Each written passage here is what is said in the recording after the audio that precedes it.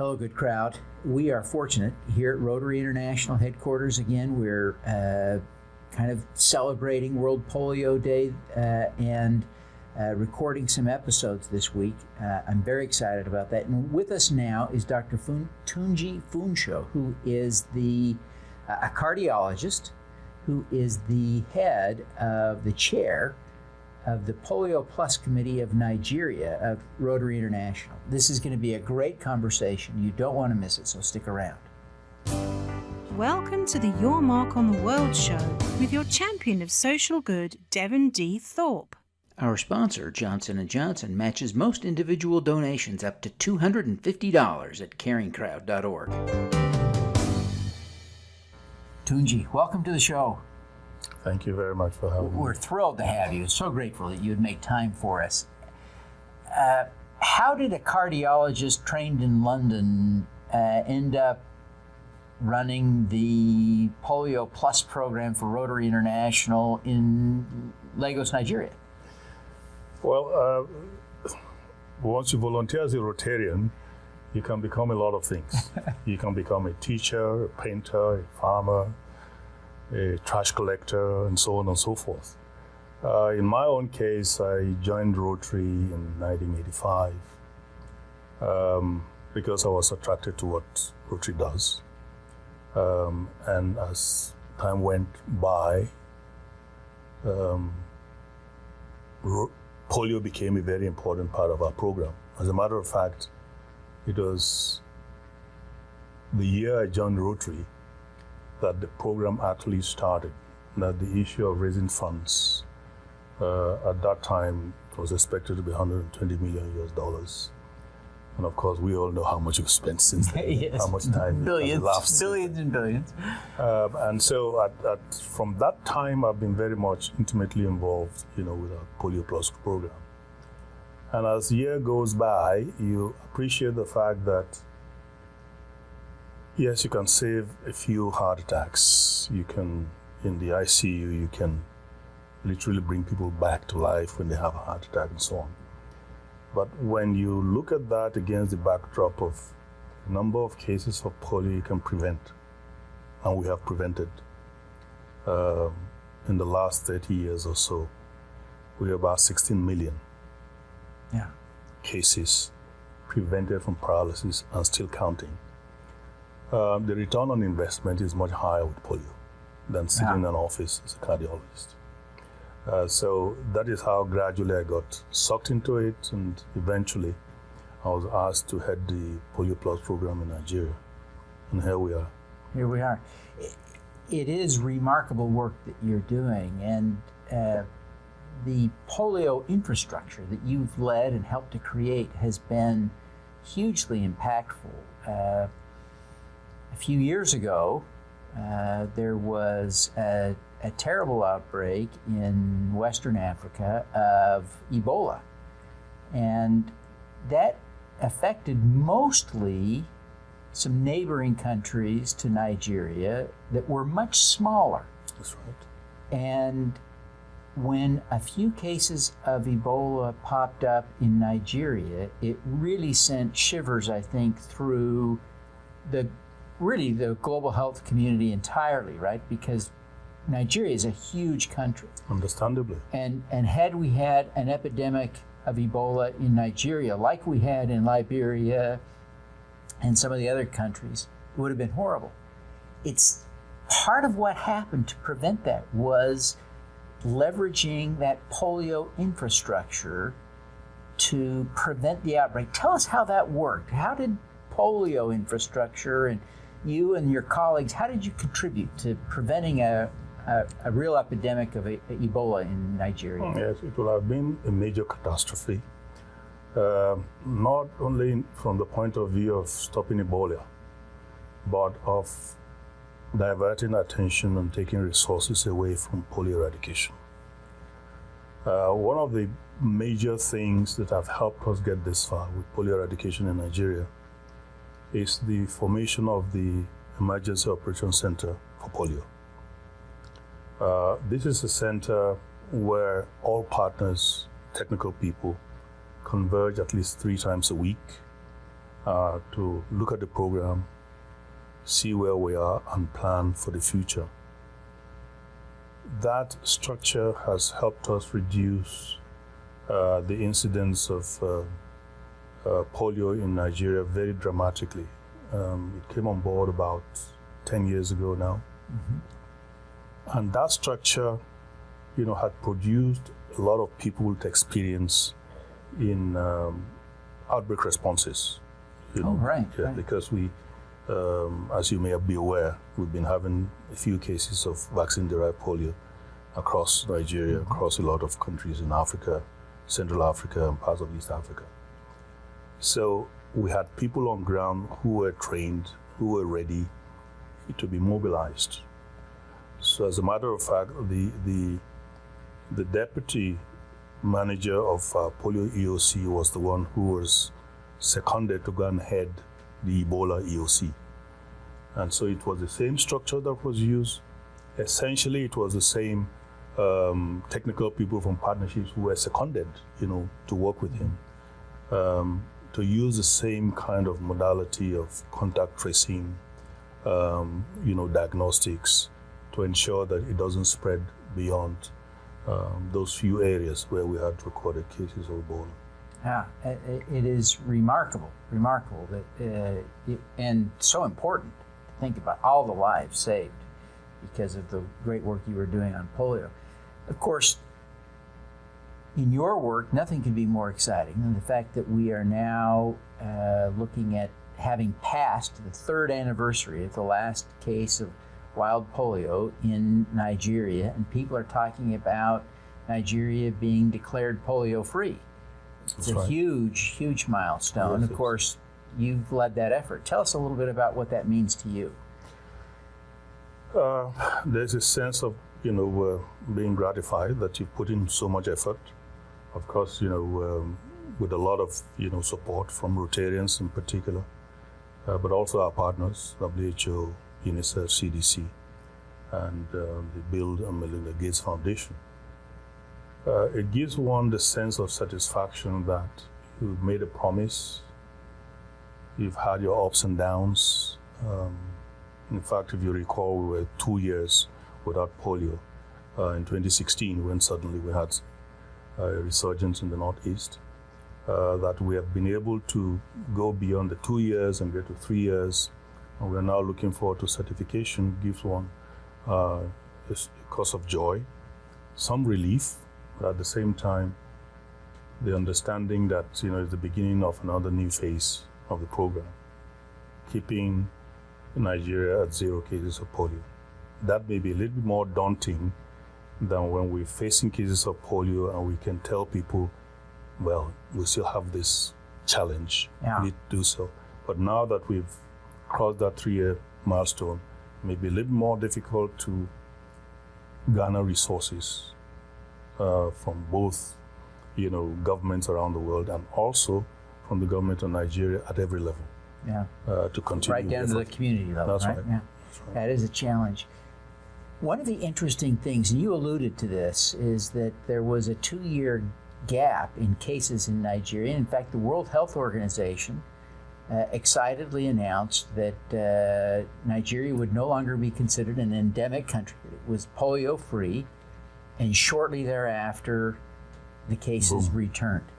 I expect that this is creating a bit of caution around making that declaration of polio-freeness again. Right. What are the lessons that you take from that experience that apply to our global polio eradication efforts?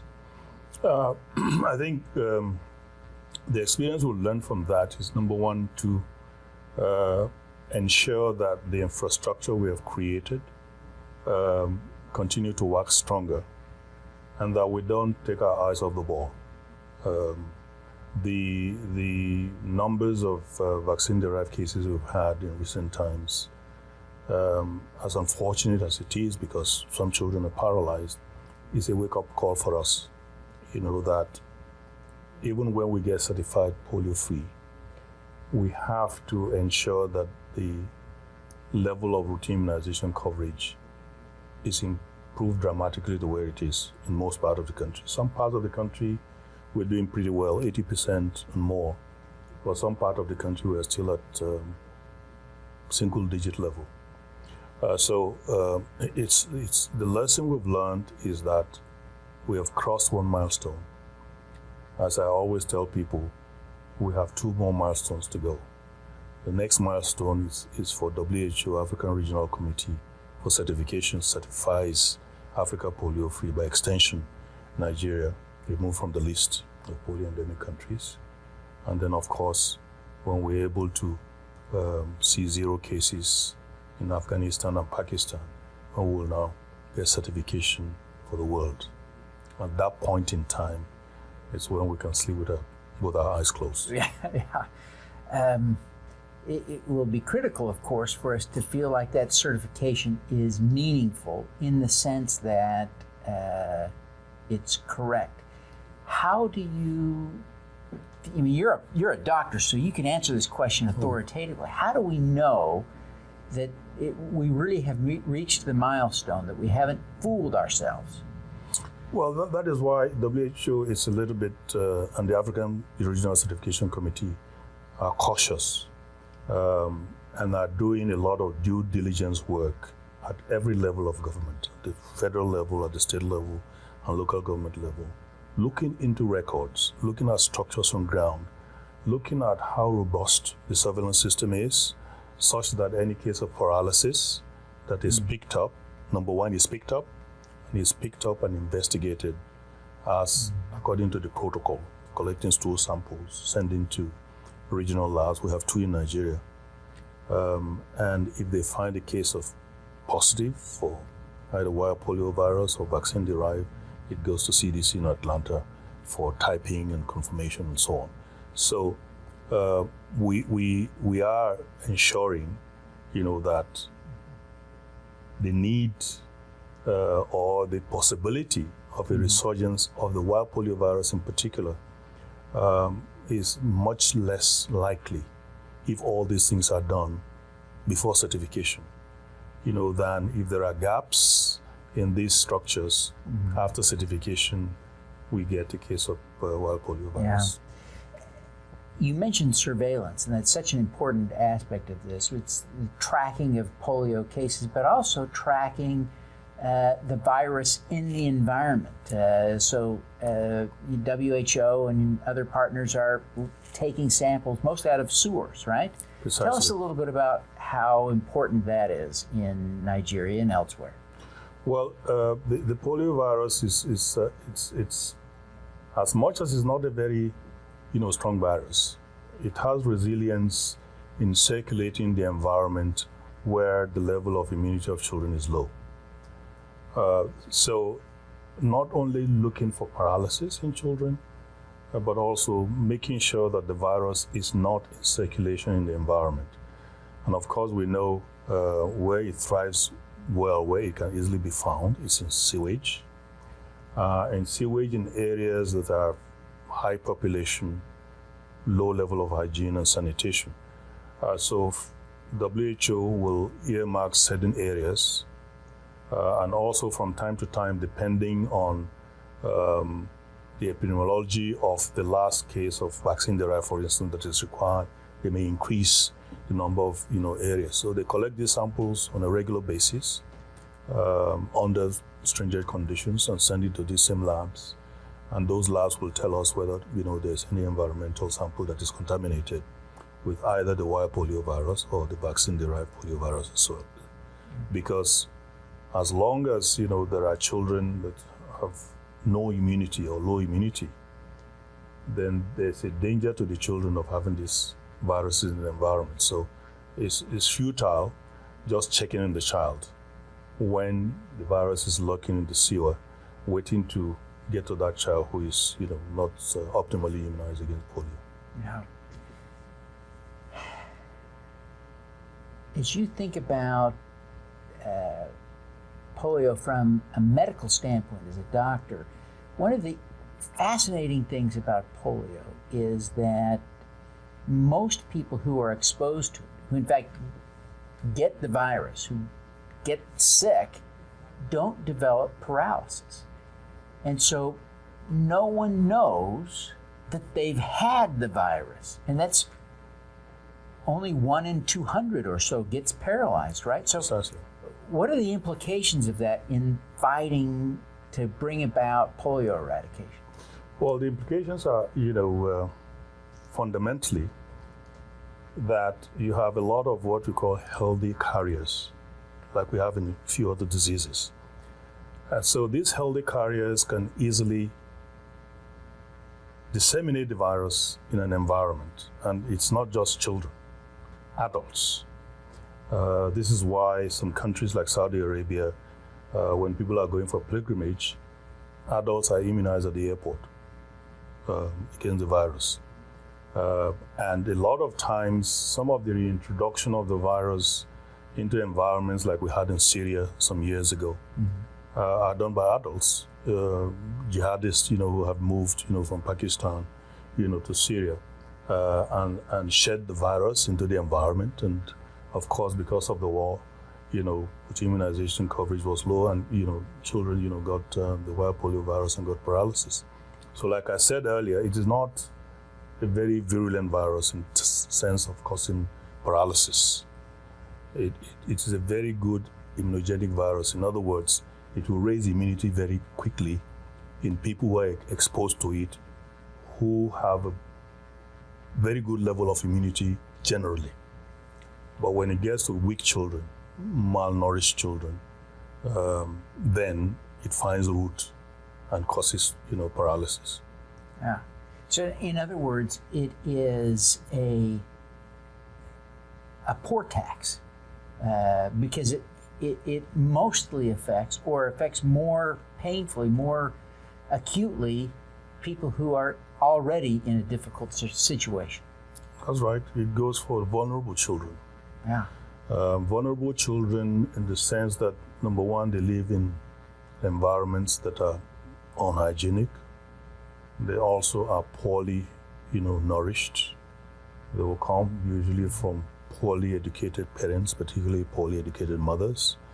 The source of, water is contaminated. By extension, the source of food will be contaminated as well. So it goes for vulnerable children, and that is why the approach, to our program in the Plus is actually having nutrition programs, which is mostly run by UNICEF. In environments, where we have high incidence of polio, we have, in addition, nutritional programs to ensure that these children's level of nutrition is high, therefore they can produce immune cells that will protect them against the virus. Otherwise, we give them vaccines. There's not enough proteins in their system to help them produce, adequate immunity against the virus. Let's talk a little bit more about Polio Plus, the plus in Polio Plus. From the outset, in 1988, when Rotary launched its polio effort, it called it Polio Plus. There has always been a plus, but it seems to me there is growing emphasis on the plus in 2019. What are you seeing? Well, because the program has gone on for so long, at least in our communities, and the vaccine is provided free of cost, to the families, unlike most, other medications. And our primary healthcare infrastructure is not very strong. They find that we are badgering them with the polio vaccine, yet they don't have antimalarials, which they encounter every day in their children, which cause quite a bit of mortality.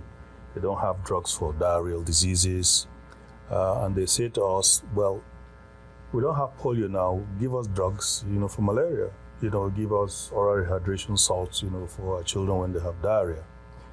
So we evolve a system that we call health camps, which is actually running primary healthcare facilities around the same time that we're doing supplementary immunization activities, just providing the basic drugs, antimalarials, antidiarrheal agents, ointments, for infections of the skin and so on, analgesics, multivitamins, so that when families, come to this, of course, we all know, the main users of primary health care are mothers and children.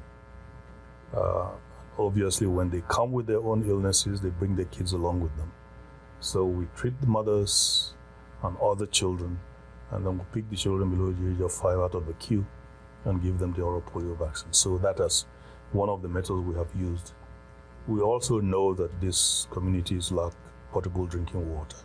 So the program also provides, funding to erect solar-powered boreholes, sometimes hand-pump boreholes, depending on the population, to assist, to ensure that, and like I said, we have these nutritional programs.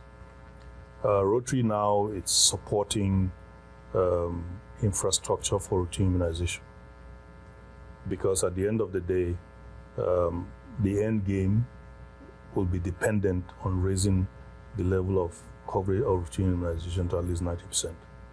Because once we do that, then the need for doing supplementary immunization activities will become, much less or even non-existent.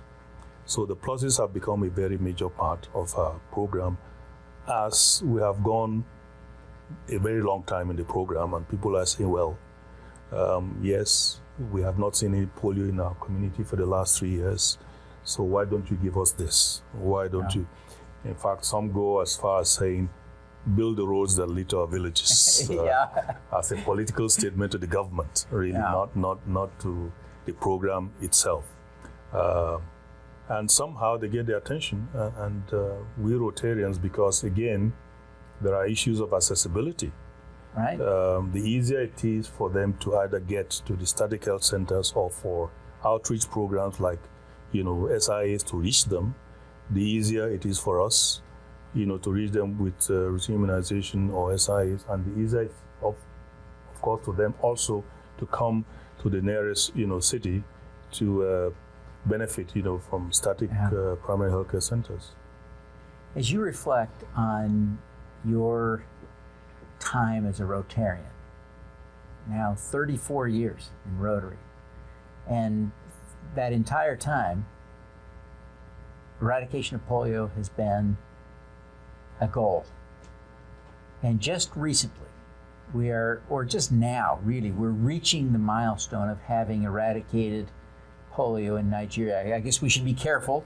It hasn't been declared yet. That's right. It's been 3 years without a case. We're being cautious for the reasons we talked about before. But how does it feel to be on the cusp of that achievement after all these years working for it? I think the program has lasted so long that at some point in time, some people, I'm not one of those people, felt that we're wasting our time. And I think, I can now thumb my nose at them. I say, you said we can't do it. Now we've done it. So there's that triumphant feeling about it. Again, there's the aspect of us finally, seeing the light at the end of the tunnel, because we've made a promise to the children of the world that we're going to eradicate polio. Initially, we gave a time frame because that was the advice we got from the experts. But of course, the polio virus, has other ideas. But the important thing is that we have gone from such a high level of polio cases when we started in 1988, of 125 countries involved, 1,000 cases every day, to just 33 cases last year, the whole of the year. And just 2 countries actively transmitting the polio virus, in Nigeria still to live. So we've come a very long way, and so it is a very gratifying thing that we made a promise, and we see that that promise is gradually being fulfilled. It really is an incredible accomplishment. Such accomplishment requires incredible superpowers. What is your superpower?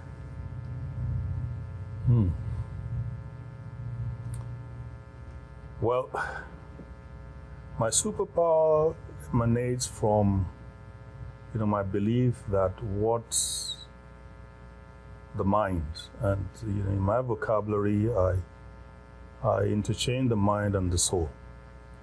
what it can conceive, it can achieve. And the most difficult part is that conception. Once you conceive an idea, and throughout world history we've seen that. Once you can conceive an idea, that's the beginning of the process. And like Lao Tzu says, the journey of 1,000 miles, takes that one first step. Once you can conceive, take that first step. Don't worry about the end, it will come. And in our own case, we can see that it is coming. Well, Tunji, thank you so much for taking the time to be with us today. This has just been a great conversation. Before you go, would you just tell people how they can learn more about polio eradication, especially in Nigeria?